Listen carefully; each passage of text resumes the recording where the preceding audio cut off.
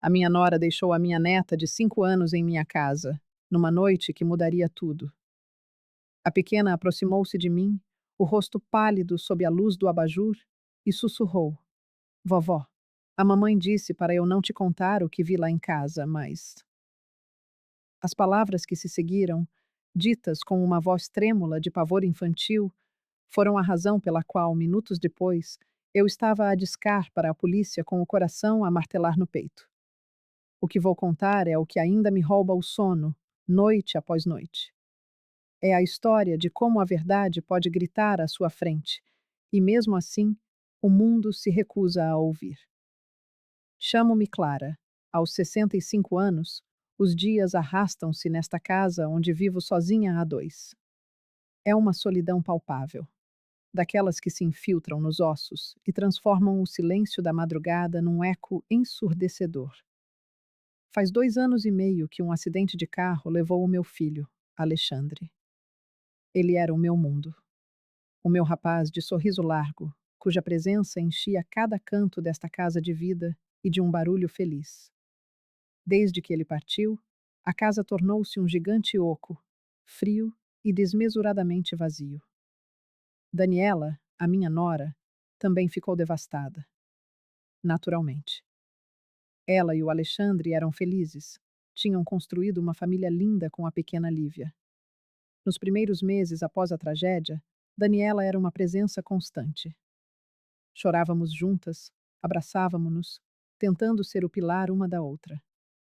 Contudo, passados cerca de 6 meses, ela começou a mudar. Tornou-se distante. A sua aura adquiriu uma frieza que eu não conhecia.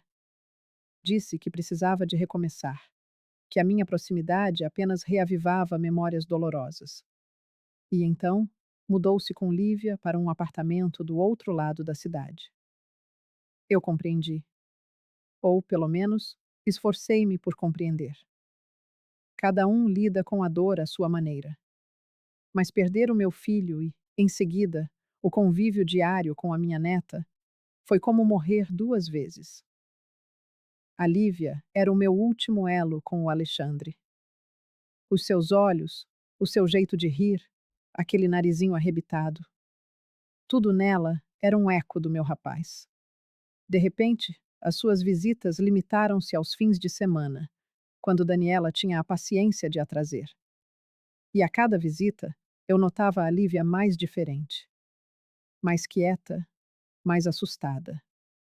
A menina que saltava para o meu colo, que me inundava de perguntas e queria brincar às escondidas pela casa, desvanecia-se aos poucos. No seu lugar, surgia uma criança silenciosa, que se agarrava ao seu ursinho de pelúcia, o Barnabé, como se ele fosse a única âncora num mundo hostil. Lívia, meu amor, está tudo bem?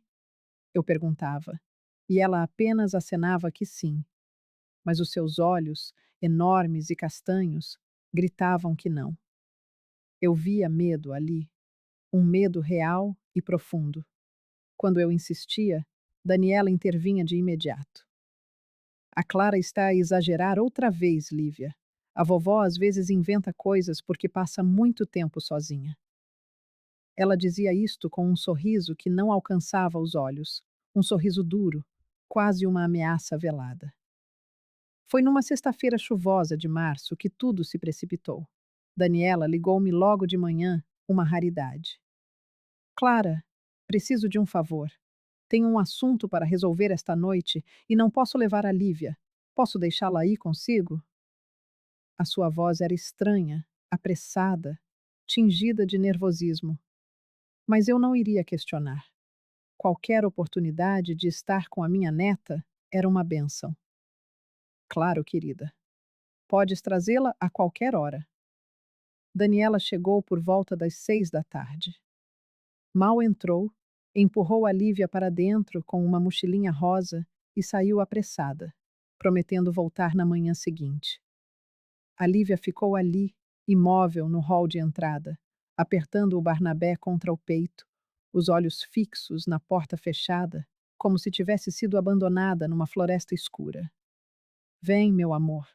A vovó fez aquela massa que tu adoras. Tentei que a minha voz soasse alegre, mas o meu coração já estava apertado. Algo estava errado, muito errado. Durante o jantar, Lívia mal tocou na comida. Empurrava os alimentos no prato, o olhar perdido no vazio. Tentei conversar, fazer uma graça, mas as suas respostas eram monossilábicas. Está bom, vovó. Estou cansada, vovó. Posso ir dormir, vovó? E aqueles olhos, meu Deus, aqueles olhos não me saíam da cabeça. Dei-lhe banho, vesti-lhe o pijama de estrelas que ela gostava e levei-a para a cama. Li-lhe uma história, cantei baixinho e fiquei ao seu lado até pensar que ela tinha adormecido. Mas quando me levantei para sair, ela abriu os olhos subitamente e agarrou a minha mão. Vovó, podes dormir aqui comigo hoje? Claro, meu bem, claro que posso. Deitei-me ao seu lado, por cima dos cobertores, e ela aninhou-se em mim como não fazia há meses. Fiquei a acariciar-lhe o cabelo, a sentir o cheiro a shampoo de bebê, e o meu coração doía porque eu sabia, sentia no fundo da alma, que algo de muito errado se passava. Foi de madrugada que ela falou. Seriam umas 3 da manhã. Eu continuava acordada, a fitar o teto, quando a senti mexer-se. Vovó, a sua vozinha era um sopro. Estou aqui, meu amor. O que foi? Ela ficou em silêncio por um instante e eu sentia tremer. Não era de frio, era de medo. A mamãe disse para eu não te contar o que vi lá em casa. O meu corpo inteiro retesou-se. Sentei-me na cama, acendi o abajur. Os seus olhos estavam arregalados, a transbordar de lágrimas. O que viste, Lívia? Podes contar à vovó. Prometo que te vou proteger, seja o que for. E foi então que ela proferiu as palavras que viraram o meu mundo do avesso, que me fizeram compreender que, por vezes, o monstro não se esconde debaixo da cama. Por vezes, ele vive dentro da nossa própria família. Tem uma menina trancada na cave lá de casa, vovó. Ela não para de chorar. E ela disse que as mãos dela doem muito. Fiquei paralisada, incapaz de processar o que acabara de ouvir. Teria entendido bem? Seria uma fantasia infantil? Lívia, meu amor, tens a certeza do que estás a dizer? Há mesmo uma menina na cave? Ela abanou a cabeça afirmativamente, e as lágrimas começaram a escorrer pelo seu rosto. Eu vi, vovó. Desci lá uma noite, porque ouvi um choro. A mamãe não me viu. A porta da cave estava entreaberta e eu via. Ela é pequenina como eu. Estava num canto, enrolada num cobertor sujo. Ela olhou para mim e disse: Ajuda-me, por favor. Mas depois a mamãe viu-me e ficou muito zangada. Puxou-me para cima e disse que eu nunca, nunca mais podia descer lá. E que se eu contasse a alguém, coisas muito más iam acontecer. O meu sangue gelou. Cada palavra da Lívia era como uma punhalada. Eu queria acreditar que era mentira, mas conhecia a minha neta. E o medo nos seus olhos era demasiado real. E há mais, vovó. A mamãe fica zangada quando a menina chora muito. Ela desce e grita. Eu ouço do meu quarto. E há umas pessoas que visitam a mamãe à noite. Falam baixo, mas eu ouço. Falam de coisas estranhas, de um homem chamado Elias, e fazem uns desenhos esquisitos em papéis grandes. Elias. Desenhos estranhos. Uma criança trancada numa cave. O meu cérebro girava. Daniela? A minha nora, que eu conhecia há tantos anos? Seria ela capaz de tal monstruosidade? Lembrei-me da sua frieza, do seu afastamento, da forma como me olhava como se eu fosse um problema. Lívia, ouve.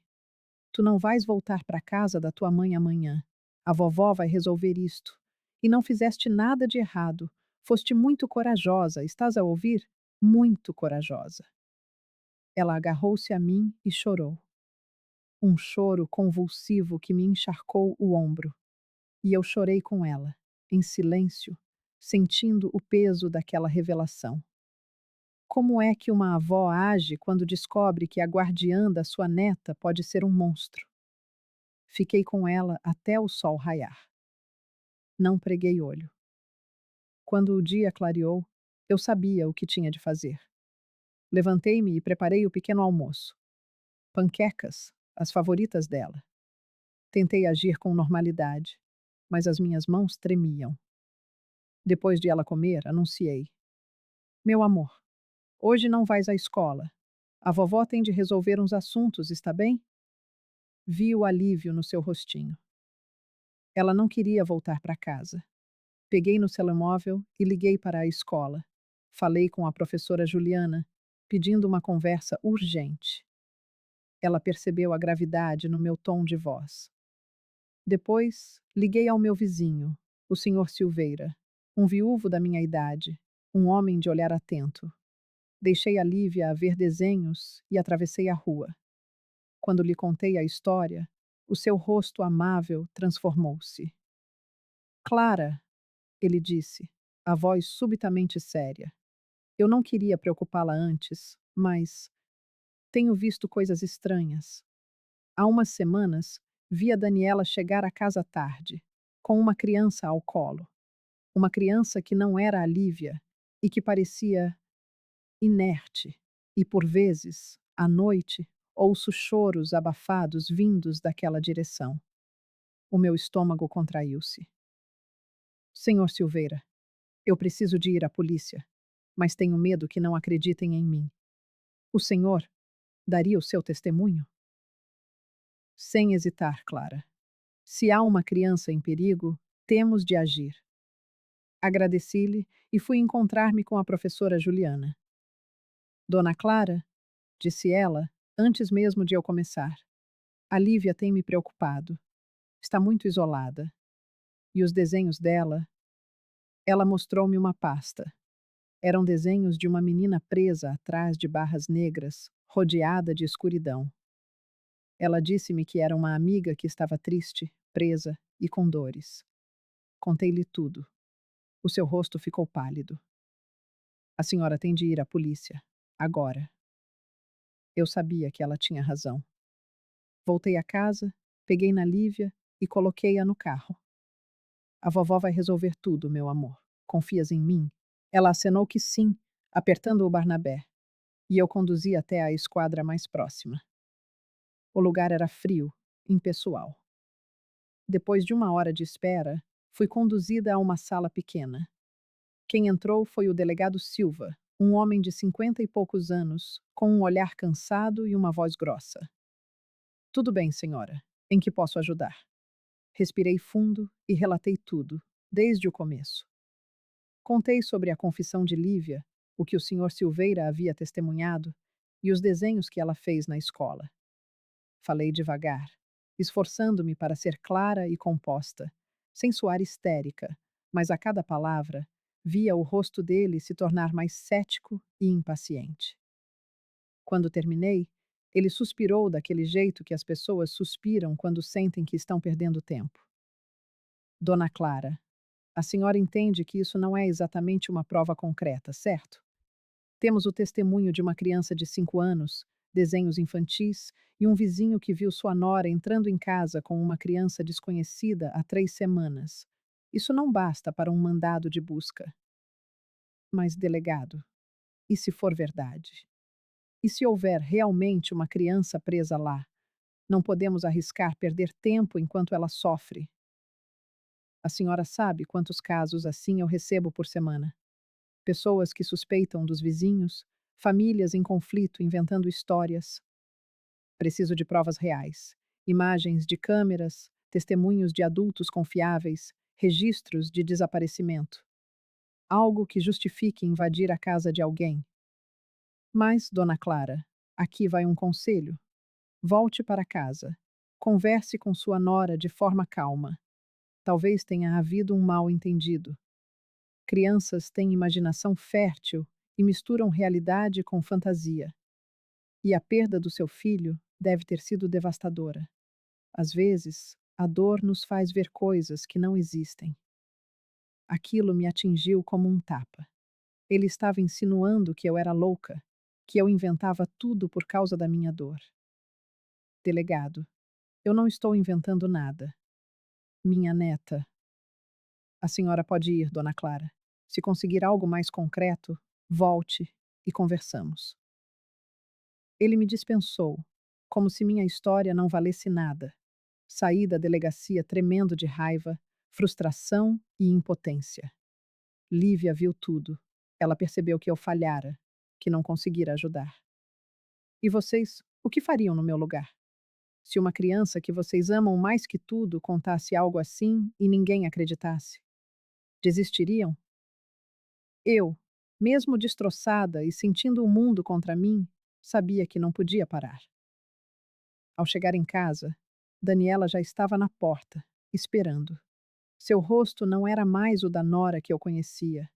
Era o de uma estranha, frio, calculista e perigoso. Onde você estava com a minha filha, Clara? Sua voz era gelada, cortante. Ao lado dela, um homem alto, de ombros largos e braços cruzados.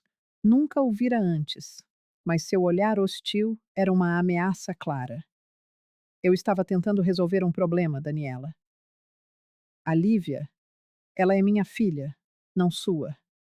Não tenho direito de sair com ela sem me avisar, muito menos levá-la à delegacia. Meu sangue gelou. Como ela sabia? Você acha que eu não descobriria, Clara? Acha que sou idiota? O delegado Silva é meu primo. Ele me ligou assim que você saiu. Daniela, Lívia me contou coisas que. Lívia é uma criança de 5 anos com imaginação demais. Ela está confusa, processando a perda do pai, e você só piora alimentando essas fantasias. Fantasias? Ela descreveu em detalhes uma menina no porão da sua casa. Chega! Seu grito ecoou pela rua e vi as cortinas dos vizinhos se mexendo, todos observando, julgando. Você está ficando senil, Clara. Primeiro, ligações no meio da noite sobre barulhos. Depois, acusações de maltrato. E agora isso? Precisa de ajuda profissional. O homem, Marcelo, irmão de Daniela, deu um passo à frente. Vou ser direto. Você passou dos limites. Se continuar espalhando mentiras, tomaremos medidas legais. Daniela pode pedir uma ordem de restrição e impedir que você veja Lívia. Suas palavras me golpearam como um soco. Perder Lívia, o último laço com meu filho, era insuportável. Eu não estou mentindo. Daniela passou por mim, entrou em casa sem permissão, pegou Lívia do sofá onde brincava com Barnabé. A menina começou a chorar, estendendo os bracinhos. Vovó, vovó, não! Lívia, estamos indo para casa. Agora. Não, eu não quero. Vovó, por favor. Cada grito era uma facada no meu peito. Tentei me aproximar, mas Marcelo me bloqueou, sua presença uma ameaça silenciosa. Daniela, por favor, deixa ficar só mais um dia. Ela me olhou com desprezo. Lívia ficará longe de você até que se comporte, Clara. E se tentar algo de novo, voltar à delegacia ou espalhar essas histórias, garanto que nunca mais verá minha filha. Eles partiram, levando Lívia aos prantos, e eu fiquei na porta, tremendo, enquanto os vizinhos cochichavam e julgavam. A dona Marta passou e balançou a cabeça com pena. Que pena, Clara. Você era tão sensata, mas depois da perda do Alexandre. Entrei em casa e desabei no chão, chorando como no dia do enterro do meu filho. Agora não tinha mais nada, nem Alexandre, nem Lívia. E havia uma criança sofrendo, e eu era a única que sabia. Mas ninguém acreditava. Será que o delegado tinha razão? A dor me enlouquecera? Não. Eu conhecia minha neta. Vi o terror em seus olhos, os desenhos, o testemunho de Senhor Silveira. Não podia ser coincidência. Mas como lutar quando a polícia e a comunidade estão contra mim? Passei o fim de semana trancada, sem atender ninguém, tentando juntar forças. E vocês? Quando todos acham que você enlouqueceu e ameaçam tirar o que você mais ama, o que fariam? Eu não conseguia desistir. Toda vez que fechava os olhos, via aquela menininha trancada, chorando. Na segunda-feira, acordei com uma determinação renovada. Liguei para o Sr. Silveira e pedi para nos encontrarmos no café da esquina. Ele apareceu, preocupado. Clara, ouvi sobre a confusão no sábado. Está tudo bem? Contei tudo. O confronto, as ameaças, o delegado. Ele ouviu em silêncio e suspirou. Isso é sério, Clara? Eu sei, mas há uma criança lá. Eu sinto nos ossos. Ele fez uma pausa e disse: Tenho câmeras de segurança em casa. Meu coração acelerou. Instalei no ano passado. Gravam a rua toda, inclusive a casa de Daniela. Posso revisar as gravações, ver se há algo suspeito. Voltei para casa com uma faísca de esperança. Passei o dia me ocupando, limpando, lavando roupa, regando plantas. Às 6, a campainha tocou. Era a professora Juliana, nervosa. Dona Clara, Lívia não foi à escola nos últimos dias. Daniela disse que está doente, mas estou preocupada. Depois da nossa conversa, não paro de pensar nisso. É verdade, Juliana, mas ninguém acredita em mim. Senhor Silveira está revisando as gravações. Se encontrarmos provas. Ela suspirou, aliviada, e ficamos conversando por mais um tempo, me sentindo menos sozinha. Mas a esperança esmaeceu com os dias. Senhor Silveira revisou horas de filmagens e só encontrou carros estranhos parando à noite, pessoas entrando e saindo de capuz. Não é o suficiente, Clara. Pode ser qualquer coisa. A frustração me consumia, e Daniela espalhou sua versão. Eu delirando, obcecada pela morte do meu filho. Os vizinhos me olhavam com pena e desconfiança. 2 semanas se passaram sem ver Lívia, sem saber se ela estava bem. Foi numa quarta-feira que tudo mudou. Eu estava na cozinha quando o Sr. Silveira apareceu, o rosto marcado por choque. Clara, encontrei algo. Fui à loja de materiais de construção na esquina. Eles têm câmeras apontadas para a rua. O dono me deixou ver as gravações. E? Há uma filmagem de 3 semanas atrás. Daniela passando de carro e no banco de trás, uma criança que não é Lívia. Uma menina de cabelo escuro, enrolada num cobertor, parecendo inconsciente.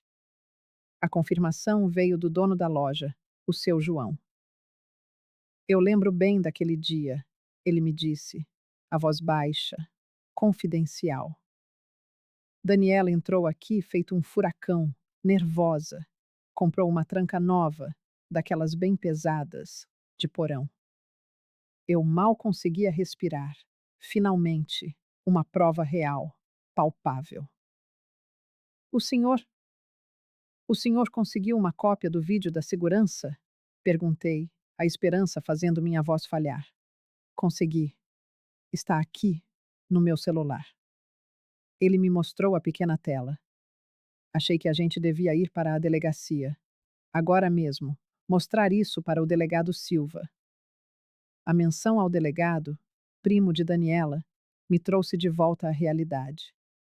Mesmo sendo parente dela, ele não vai poder ignorar uma prova dessas, afirmei, mais para me convencer do que a ele. Mas antes que eu pudesse articular outro pensamento, antes que pudéssemos dar o próximo passo, um som rasgou o silêncio da rua. Um carro freando bruscamente, portas batendo com violência, vozes altas e agressivas. Corri para a janela, e o que vi fez meu sangue congelar. Era Marcelo e Daniela. E eles não estavam sozinhos. Vinham em direção à minha porta, flanqueados por um casal que eu nunca tinha visto. Os 4 compartilhavam a mesma expressão sombria, uma mistura de raiva e ameaça que não prometia nada de bom. Senhor Silveira, sussurrei, sentindo um tremor percorrer meu corpo. Acho que eles sabem. A campainha soou, um toque longo e insistente, seguido por batidas fortes na porta. Clara, abre essa porta, agora! A voz de Daniela, distorcida pela madeira e pelo ódio. Havia algo mais nela, um fio de desespero, quase medo, como se soubesse que seu tempo havia acabado. O que a gente faz? O senhor Silveira perguntou, os olhos fixos em mim, esperando uma resposta que eu não tinha. Naquele instante, com eles do lado de fora e a prova que poderia destruir Daniela queimando no celular do meu vizinho, eu entendi a dimensão do perigo. Eu não tinha apenas mexido num vespeiro. Eu tinha ateado fogo nele. A porta tremeu sob o impacto de um novo golpe. Então, a voz de Marcelo, grave e perigosa. A gente sabe que você está investigando, Clara. Sabemos que falou com o seu João. Vou te dar uma chance. Esquece tudo o que viu, tudo o que ouviu, e a gente esquece que você existe. Mas se insistir, se for naquela delegacia, você não vai gostar do que vai acontecer. Uma onda de fúria me subiu pela garganta, afogando o medo. Larga do meu pé, Daniela! Gritei, com uma coragem que não sabia possuir. Eu sei o que você está fazendo. Eu sei que tem uma criança na sua casa e não vou parar até tirá-la de lá. Um silêncio pesado caiu sobre nós. E então, a voz de Daniela, baixa, sibilante, atravessou a porta. Você não faz ideia de com quem está se metendo, Clara. Não faz ideia do tamanho disso. Se não parar agora, vai se arrepender. Você e todos que estão te ajudando. Olhei para o senhor Silveira. Ele estava pálido, mas seus olhos brilhavam com determinação. Precisamos sair daqui, ele sussurrou. Agora, pelos fundos, direto para a delegacia. Ele tinha razão. Não havia escolha. Agarrei minha bolsa e meu celular enquanto corríamos pela cozinha. Escapamos pela porta dos fundos, pulando a cerca baixa do quintal para o terreno vizinho. Ouvimos os gritos de Daniela atrás de nós. Ela percebera. Corremos. Dois idosos correndo pela rua como se tivéssemos 20 anos. Eu não sei de onde tirei forças, só sabia que não podia parar. Uma criança dependia de mim. A pequena Lívia dependia de mim. Entramos no carro do senhor Silveira e ele cantou o pneu ao arrancar. Olhei pelo retrovisor. O carro de Daniela surgia na esquina, vindo em nossa direção. Acelera, senhor Silveira. Eles estão atrás da gente. Eu sei. Segura firme. Meu coração martelava contra as costelas. Minhas mãos tremiam sem controle. Uma única pergunta ecoava em minha mente. Conseguiríamos chegar à delegacia a tempo? O senhor Silveira dirigia como se fugisse do próprio diabo, e talvez fosse o caso. O carro de Daniela se mantinha colado na nossa traseira, implacável. Mesmo à distância, eu podia ver a fúria no rosto de Marcelo ao volante. Eles não vão desistir, Clara, gritou o senhor Silveira, fazendo uma curva brusca que me jogou contra a porta. A adrenalina era tanta que nem sentia dor. Eu só sentia medo e uma determinação feroz. Só mais 2 quadras. A delegacia está logo ali. Naqueles segundos eternos, com a cidade passando como um borrão pelas janelas, tive um momento de clareza absoluta. Daniela não estava apenas escondendo uma criança. Ela protegia algo muito maior. Algo que a levava a nos perseguir em plena luz do dia. E se ela estava disposta a ir tão longe, a menina no porão corria um perigo ainda maior do que eu imaginava. O carro derrapou quando o senhor Silveira freou em frente à delegacia. Saltamos para fora e subimos a escadaria correndo e rompendo pela porta principal. Atrás de nós, o carro de Daniela parou, mas eles não desceram. Ficaram lá, observando. esperando. A delegacia fervilhava de atividade. Policiais, telefones, pessoas prestando queixa. Mal conseguia respirar. Preciso falar com o delegado Silva. Agora! É urgente! Praticamente gritei para a recepcionista, que me lançou um olhar cansado. O delegado está ocupado. A senhora pode aguardar. Não, eu não posso. Uma criança foi sequestrada. Eu tenho provas, por favor. Algo no meu desespero a atingiu. Ela pegou o telefone e mentou. E menos de um minuto depois, o delegado Silva surgiu no corredor. Sua expressão se fechou ao me ver. Dona Clara, de novo? Delegado. Eu sei que o senhor não acreditou em mim, mas eu trouxe provas. Provas reais. Por favor, só 5 minutos. Ele suspirou, olhou para o relógio, como se cada segundo fosse precioso, mas nos conduziu à mesma sala de interrogatório fria de semanas atrás. 5 minutos, Dona Clara. O senhor Silveira pôs o celular sobre a mesa. Delegado, o senhor precisa ver isto. Ele deu play. Assistimos em silêncio à imagem granulada de Daniela, o carro dela, e no banco de trás, uma criança enrolada num cobertor, a cabeça tombada, imóvel. O rosto do delegado mudou. A irritação deu lugar à atenção e depois à preocupação. Quando isso foi gravado? Perguntou. Há 3 semanas, respondeu o senhor Silveira. No mesmo dia em que a vi chegar com a menina. E tem mais. Ela comprou uma tranca nova naquele dia. O dono da loja confirmou. O delegado rebobinou o vídeo, assistindo de novo e de novo, a expressão cada vez mais séria. Isso pode ser qualquer coisa. Uma sobrinha, uma amiga da filha. Uma sobrinha não precisa de uma tranca nova no porão. Delegado. Retruquei, a voz firme. E a minha neta me contou sobre os choros, sobre a menina dizendo que as mãos doem. Isso não é coincidência. Ele permaneceu em silêncio, os olhos fixos na tela. E então eu vi. Vi o momento exato em que ele começou a acreditar. Preciso consultar o banco de dados, ver se há algum registro de criança desaparecida com essa descrição. Então, o senhor vai investigar? Minha voz tremeu de alívio. Vou verificar, Dona Clara, mas não prometo nada. Ele saiu, retornando 10 minutos depois com um papel na mão e uma policial ao seu lado. O rosto dele estava diferente. Eu soube que algo havia mudado. Há 2 semanas e meia foi registrado o desaparecimento de uma menina de 5 anos, Gabriela Vasconcelos. Cabelo escuro, olhos castanhos. Desapareceu voltando da escola. Meu estômago se contraiu. 2 semanas e meia. O tempo exato. Aqui está a foto dela. Ele pôs o papel sobre a mesa. Quando vi aquele rostinho, não tive mais dúvidas. Era ela, a menina do vídeo, a menina do porão. Delegado, a jovem policial interveio. Eu conheço essa família. A mãe da Gabriela fez um apelo na TV semana passada. Ela está destruída. O silêncio na sala era denso, pesado. O delegado Silva me encarou, e em seus olhos não havia mais desconfiança, mas algo que parecia respeito, talvez até vergonha. Dona Clara, eu.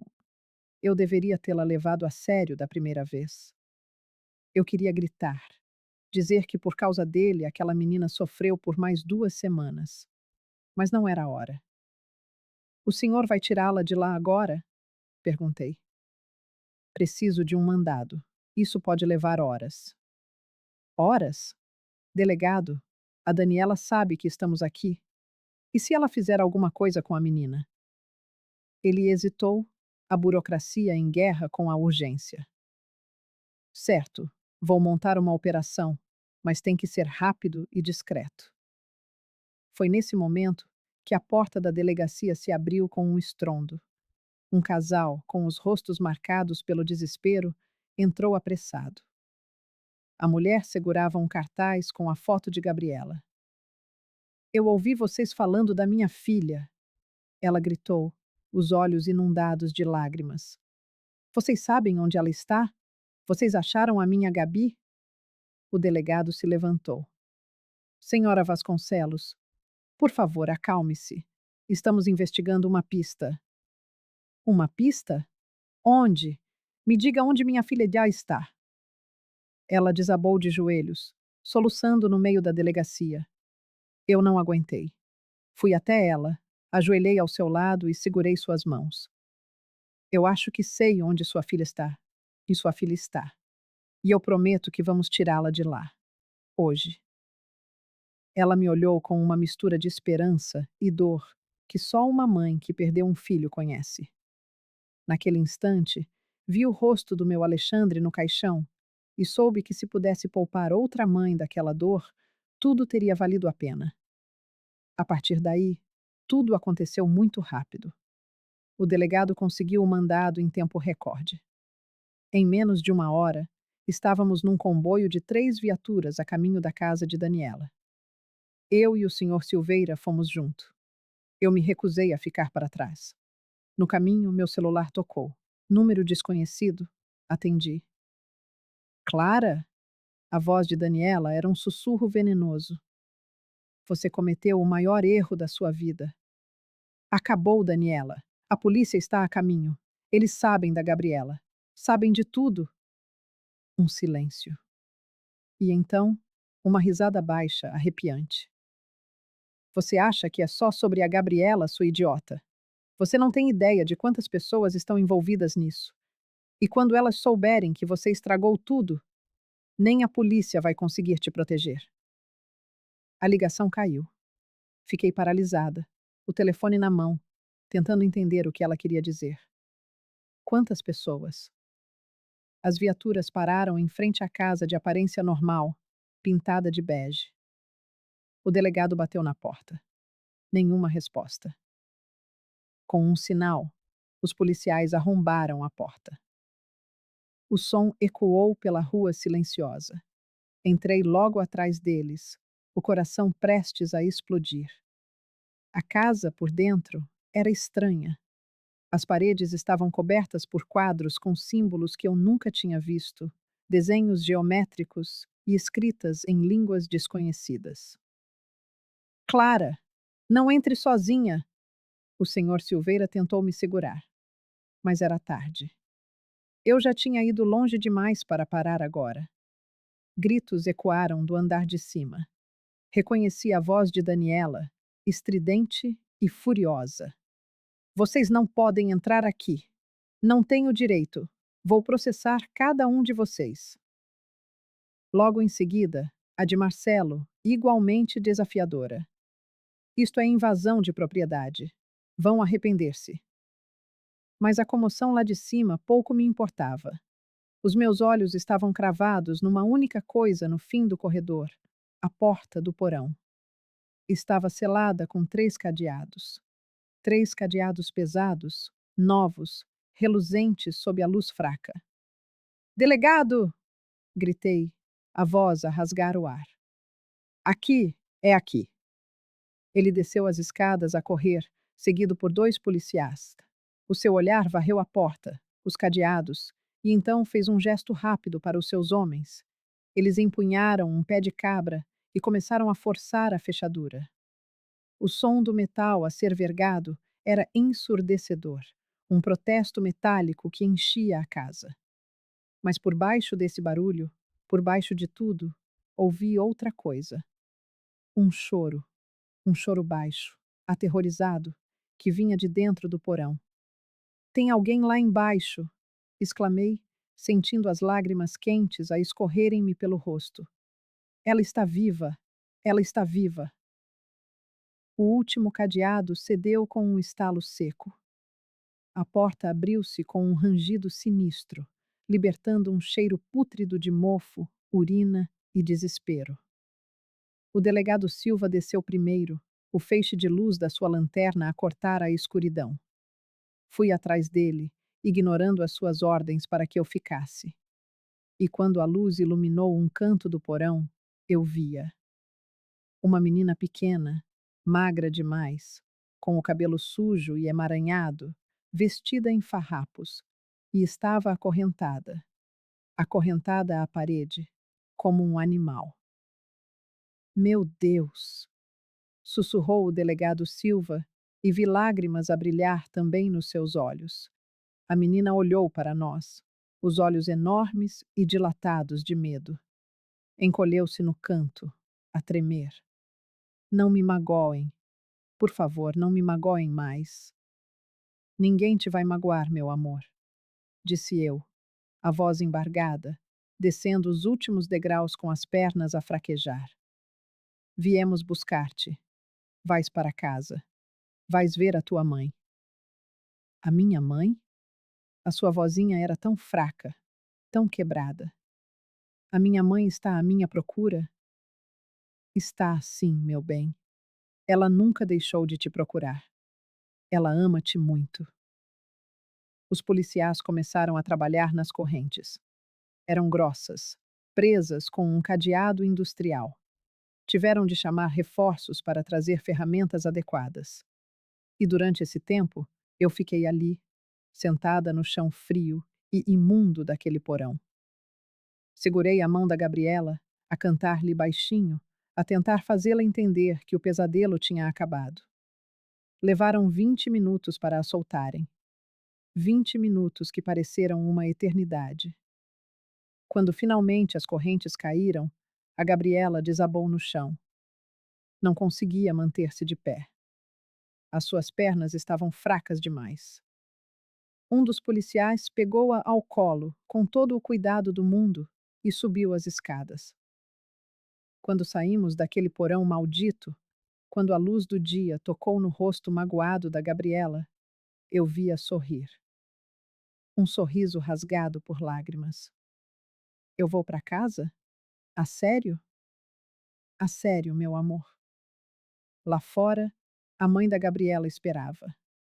O delegado Silva tinha lhe ligado assim que encontraram a menina, e quando ela viu a filha, o grito que deu ecoou pela rua inteira. Gabi, minha Gabi. A polícia que segurava Gabriela colocou-a nos braços da mãe. E a cena que se seguiu, eu nunca vou esquecer. Nunca. A mãe a abraçar a filha, a chorar, a beijar-lhe o rosto, a repetir sem parar: meu amor, estás aqui, estás viva. O pai caiu de joelhos ao lado delas, abraçando as duas, a soluçar alto. E à nossa volta, os policiais, os vizinhos, o senhor Silveira, todos tinham lágrimas nos olhos. Mas não era o fim, porque dentro daquela casa, os polícias tinham encontrado muito mais do que apenas a Gabriela. O delegado Silva saiu segurando uma caixa cheia de papéis, cadernos e documentos. O seu rosto estava pálido. Dona Clara, a senhora tinha razão. Isto é muito maior do que imaginávamos. Maior como?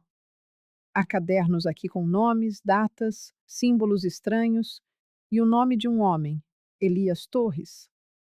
Ele é o líder de um culto extremista que estamos a investigar há meses. A Daniela estava envolvida com eles, e pela quantidade de informação aqui, ela não era apenas um membro, era uma peça importante. O meu sangue gelou. Um culto. A Daniela tinha se envolvido num culto, e de repente tudo fez sentido. As mudanças nela, o afastamento, as visitas noturnas, as ameaças. E a Lívia? Onde está minha neta? Tinham encontrado a Lívia trancada no seu quarto. Assustada, mas fisicamente bem. Quando ela me viu, correu e atirou-se para os meus braços com tanta força que quase me derrubou. Avó, avó, eu sabia que vinhas. Eu sabia que a ia salvar. Está tudo bem agora, meu amor. Está tudo bem. A Daniela e o Marcelo foram presos ali mesmo. Algemas, leitura de direitos. Enquanto a levavam para o carro da polícia, ela olhou para mim. Um olhar carregado de ódio puro. Isto não acabou, Clara. Acabaste de assinar a tua sentença de morte. Eles vêm atrás de ti, e quando vierem, vais implorar-me para teres ficado quieta. Mas eu não senti medo. Já não. Porque eu tinha feito o que era certo. Tinha salvo uma criança. Tinha protegido a minha neta. E se houvesse consequências, eu enfrentá-las-ia. Os dias que se seguiram ao resgate foram como viver dentro de um furacão. A notícia espalhou-se pela cidade em questão de horas. A imprensa chegou. Jornalistas queriam entrevistas. Câmaras estavam plantadas à porta da minha casa. Vizinhos que me tinham ignorado, que me tinham chamado de louca, agora apareciam com pedidos de desculpa e flores nas mãos. A dona Marta foi uma das primeiras. Bateu-me à porta 2 dias depois, com um bolo de cenoura e lágrimas nos olhos. Clara, eu. eu julguei-te. Pensei que estavas a inventar. Perdoa-me. E eu perdoei. Porque guardar rancor não mudaria o que tinha acontecido. Não devolveria as semanas que a Gabriela passou presa. Não apagaria o medo nos olhos da Lívia. Então, perdoei a cada um que veio pedir. Mas também não esqueci. Nunca vou esquecer como é ser tratada como louca quando se está a gritar a verdade. A investigação sobre o culto cresceu rapidamente. O delegado Silva montou uma força-tarefa. Descobriram que Elias Torres, o líder, comandava uma rede com mais de 50 pessoas, espalhadas pela região. Tinham uma ideologia deturpada sobre purificação e sacrifício. A Gabriela não tinha sido a primeira criança. Tinha havido outras. Algumas foram encontradas. Outras. Bem, prefiro não pensar no que lhes aconteceu. Sob pressão, a Daniela confessou tudo. Entregou nomes, locais, datas. Disse que tinha sido recrutada 6 meses depois da morte do Alexandre, quando estava vulnerável e perdida. Elias prometeu-lhe um novo sentido para a vida, uma nova família, um propósito. E ela agarrou-se a isso como um náufrago se agarra a qualquer destroço. Mas saber disso não diminuiu a minha dor. No final, a Daniela tinha escolhido aquele caminho. Tinha escolhido trancar uma criança inocente num porão. Tinha escolhido ignorar os seus choros e ameaçar a própria sogra, usando a filha como escudo. O julgamento foi rápido. Com todas as provas, com o depoimento da Gabriela, com os cadernos encontrados, não havia escapatória. 25 anos de prisão. O Marcelo apanhou 10, por cumplicidade e obstrução de justiça. Elias Torres e os outros membros principais do culto também foram presos, aguardando julgamento por crimes muito piores. A Lívia ficou comigo, oficialmente. O juiz concedeu-me a guarda integral, considerando que a mãe estava presa e não havia outra família adequada. Ter a minha neta a dormir no quarto ao lado todas as noites, depois de semanas a pensar que a tinha perdido, era como um milagre. Mas a Lívia tinha mudado. Ninguém passa por algo assim e sai ileso. Tinha pesadelos. Acordava à meio da noite a gritar, a procurar por mim. Começou a ter sessões de terapia, muitas, com uma psicóloga infantil maravilhosa que a ajudou a processar tudo o que tinha visto e vivido. E sabe o que mais ajudou a Lívia? A Gabriela. 2 semanas depois do resgate, a mãe da Gabriela, Camila, ligou-me. A sua voz estava trêmula, mas cheia de gratidão. Dona Clara, eu nem sei como agradecer pelo que fez. A senhora salvou a minha filha. Não desistiu dela quando todos os outros desistiram. Eu queria. A Gabi quer conhecê-la. Conhecê-la de verdade. Será que podíamos encontrar-nos? Encontramo-nos num parque. Camila, o seu marido Roberto, a Gabriela, eu e a Lívia. E quando as duas meninas se viram, algo incrível aconteceu. Elas reconheceram-se, não apenas fisicamente, mas em algo mais profundo, no trauma partilhado, na sobrevivência. A Gabriela correu até a Lívia, abraçou-a e sussurrou algo que me fez chorar. Tu salvaste-me. Contaste à tua avó e ela salvou-me. E a Lívia respondeu, com aquela voz pequenina, mas cheia de coragem. Eu não te ia deixar lá. Eu prometi. A partir daquele dia, tornaram-se inseparáveis. A Camila e o Roberto começaram a trazer a Gabriela para brincar com a Lívia todas as semanas. E aos poucos, algo lindo começou a formar-se. Uma amizade, uma família alargada, uma rede de apoio. Foi num domingo, 3 meses depois do resgate, que a Camila e o Roberto vieram tomar café à minha casa. A Gabriela e a Lívia brincavam no quintal, e eu podia ouvir as suas gargalhadas a entrar pela janela da cozinha. Risos de verdade, de crianças que tinham voltado a ser crianças. Dona Clara, começou a Camila, a segurar a chávena de café com as 2 mãos. Eu e o Roberto temos conversado, e queríamos perguntar-lhe uma coisa. A senhora aceitaria ser avó da Gabi também? Quase deixei a minha chávena cair. Como assim? A senhora salvou a nossa filha, lutou por ela quando ninguém mais acreditava. E a Gabi ama a Dona Clara. Ela fala da senhora a toda a hora. E nós pensamos que, se a senhora quiser, claro, a Gabi podia chamar-lhe avó também. A senhora podia fazer parte da nossa família. As lágrimas escorreram antes que eu as pudesse controlar, porque de repente eu entendi. Tinha perdido o meu filho, quase perdi a minha neta.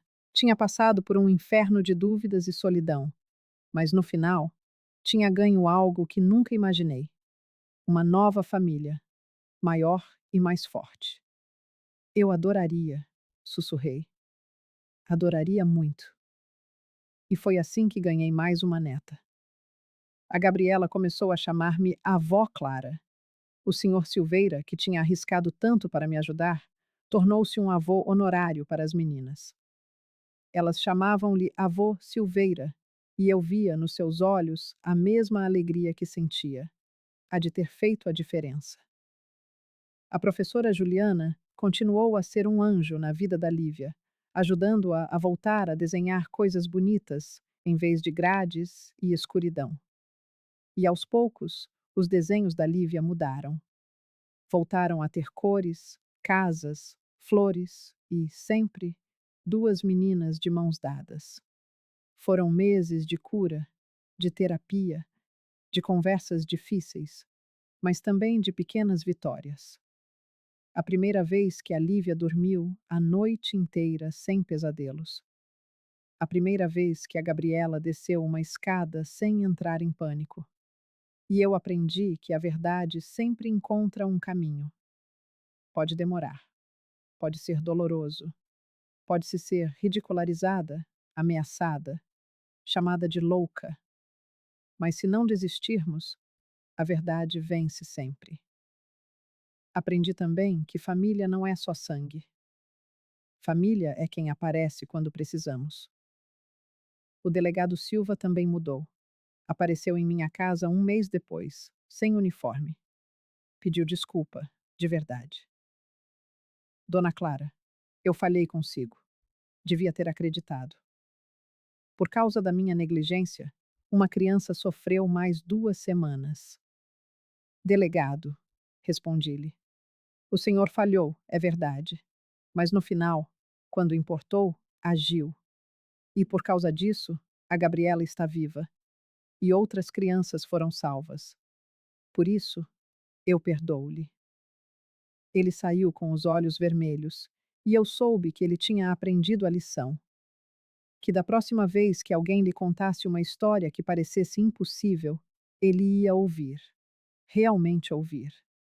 A comunidade também mudou.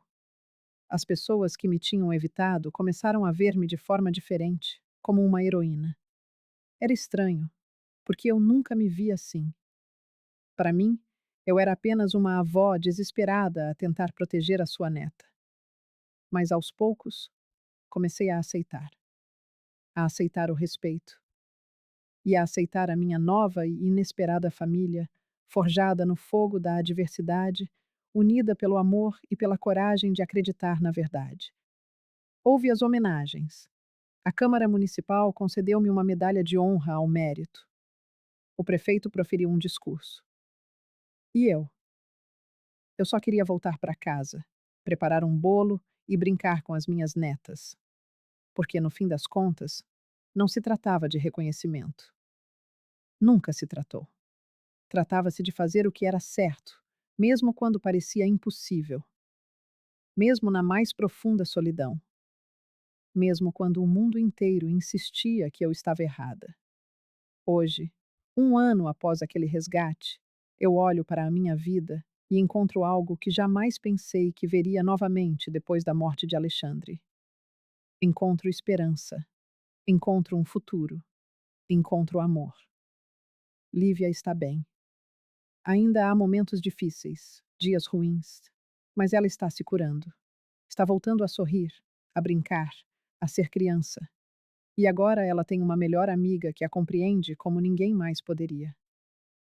Gabriela também está se recuperando. Exigiu tempo, muita terapia e um oceano de amor, mas ela está voltando a ser quem era. Os pais dela dizem que eu operei um milagre, mas não foi milagre. Foi apenas a teimosia de uma avó que se recusou a desistir. O culto foi desmantelado. Elias Torres está preso, aguardando um julgamento que muito provavelmente resultará em prisão perpétua. Outras crianças foram encontradas e devolvidas às suas famílias. Algumas histórias tiveram um final feliz. Outras, bem, certas feridas nunca cicatrizam por completo. Daniela continua presa. Eu não a visitei. Nos primeiros meses, Lívia perguntou pela mãe algumas vezes. Vovó, por que a mamãe fez aquilo? Por que ela machucou a Gabi? E eu não tinha uma resposta fácil. Apenas lhe disse a verdade. Às vezes, as pessoas se perdem, meu amor. Fazem escolhas terríveis. E quando isso acontece, nós precisamos proteger quem mais precisa de proteção. Não sei se um dia conseguirei perdoar Daniela completamente. Talvez o tempo ajude. Talvez nunca aconteça. Mas de uma coisa eu sei: não permitirei que a raiva consuma o resto da minha vida. Já perdi tempo demais com a dor. Agora, eu quero viver. Viver de verdade. Esta manhã, acordei com o cheiro de panquecas. Ao descer, encontrei as duas meninas na cozinha, sob a supervisão do Sr. Silveira, tentando preparar o meu café da manhã. A cozinha era o retrato do caos. Farinha por toda parte, ovos quebrados no chão. Mas as risadas. Meu Deus! As risadas preenchiam a casa de uma forma que eu não ouvia há anos. Vovó! Lívia gritou assim que me viu. A gente está fazendo uma surpresa para que a senhora. Vovó Clara? Completou Gabriela. O vovô Silveira está ensinando a gente. E ali, naquele momento caótico e perfeito, eu compreendi tudo. Eu havia perdido tanto. Meu filho, anos de paz. Quase perdi a minha neta. Mas no processo de lutar, de não me render, de gritar a verdade quando ninguém queria ouvir, eu ganhei uma família ainda maior. Ganhei um propósito. Ganhei a certeza de que a minha vida ainda importava. Alexandre estaria orgulhoso. Tenho certeza disso. Onde quer que ele esteja, está vendo sua mãe ser forte, corajosa, protegendo sua filha da mesma forma que ele a protegeria se ainda estivesse aqui. E a vocês, que me acompanharam até aqui, quero dizer uma coisa: nunca duvidem da sua intuição. Se algo dentro de vocês grita que há alguma coisa errada, investiguem. Não permitam que os silenciem ou que os chamem de loucos, porque às vezes a sua voz é a única esperança que uma pessoa tem. Houve momentos em que pensei em desistir, momentos em que a luta parecia em vão, mas eu continuei. E por ter continuado, uma menina voltou para casa.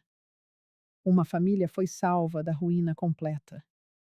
Portanto, se você está passando por algo difícil agora, se sente que ninguém acredita em você, se está pensando em desistir, eu lhe te peço. Aguente firme. Apenas mais um dia. Apenas mais uma tentativa. Porque você não faz ideia da vida que pode estar salvando. A vida não me presenteou com um final de conto de fadas. Ainda há noites em que o sono não vem. Ainda olho para o retrato de Alexandre e choro. Mas eu também tenho as manhãs de panquecas e bagunça. Tenho duas netas que me chamam de avó. Tenho um amigo que arriscaria tudo para fazer o que é certo. Tenho uma família que eu escolhi e que me escolheu de volta. E no final, é isso o que importa. Não o trauma, não a dor, mas o amor que construímos sobre as cinzas, a força que descobrimos em nós mesmos, a coragem de seguir em frente, mesmo quando tudo parece impossível. Olho pela janela agora e vejo Lívia e Gabriela brincando no quintal. Barnabé, o ursinho que testemunhou tanto sofrimento, agora descansa tranquilo no balanço. As meninas estão rindo, correndo, sendo crianças outra vez, e eu estou aqui, de pé, mais forte do que nunca, pronta para proteger estas duas meninas com tudo o que sou, pronta para fazer tudo de novo se fosse preciso, porque é isso que fazemos por quem amamos. Nós não desistimos, nunca. Obrigada por ter chegado ao fim desta história. Se ela o tocou de alguma forma, se o fez pensar, se lhe deu coragem, por favor, compartilhe-a com alguém que precise ouvir estas palavras. Alguém que precise saber que vale a pena lutar, que vale a pena não desistir, que uma única pessoa pode, sim, fazer toda a diferença. E se souber de alguma criança em perigo, não se cale. Não tenha medo de ser desacreditado. Fale, grite se for necessário, porque toda criança merece ser salva.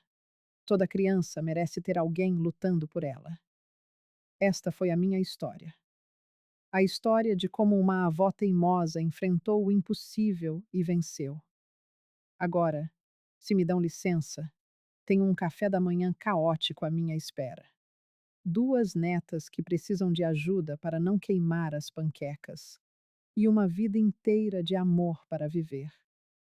Porque eu aprendi a lição mais importante de todas: o amor sempre vence. Sempre.